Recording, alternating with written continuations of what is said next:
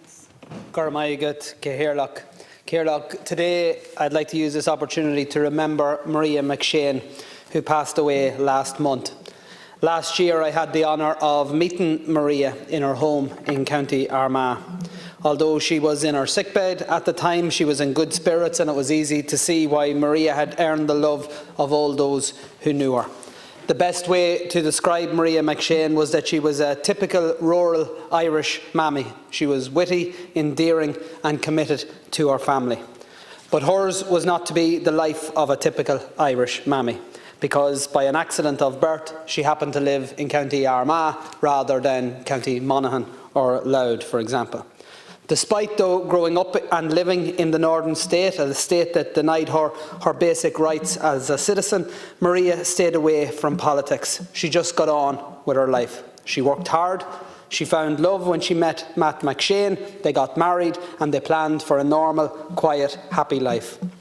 However, on the 16th of August 1976, Maria was in the Step-In pub in Cady, County Armagh, when a bomb exploded. Ostensibly, the bomb was planted by the UVF, but we now know it was part of the campaign of terror waged by the Glenanne gang, a group infiltrated and controlled by members of British state forces. 2 people were killed in that explosion. Up to 20 others were injured.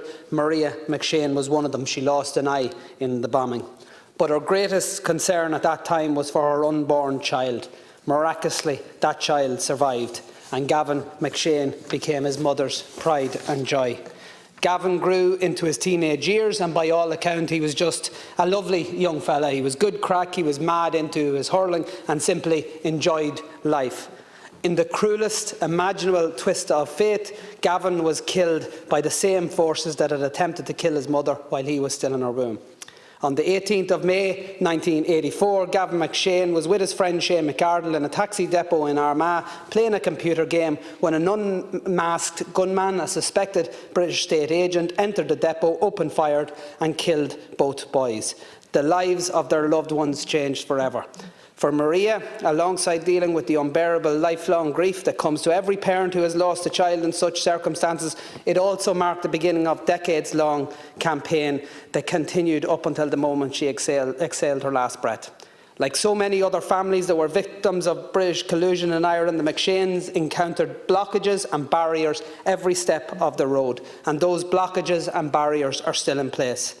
Just as Maria's ability to simply grieve her son was hindered by her need to campaign for truth and justice, so too have her children been unable to simply grieve for their mother in the weeks after her death. Last week, Maria's son Cian was in Hillsborough to protest at the arrival of British Prime Minister Boris Johnson.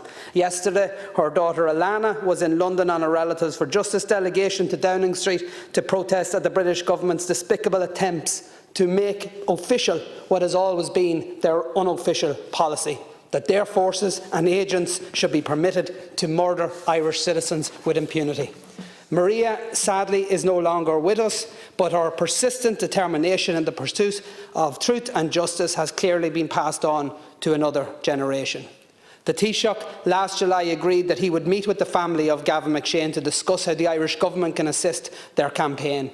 That meeting, unfortunately, has yet to occur, and I would like to appeal to the Minister of State here today that he encourage the Taoiseach's office to facilitate that meeting as a matter of urgency.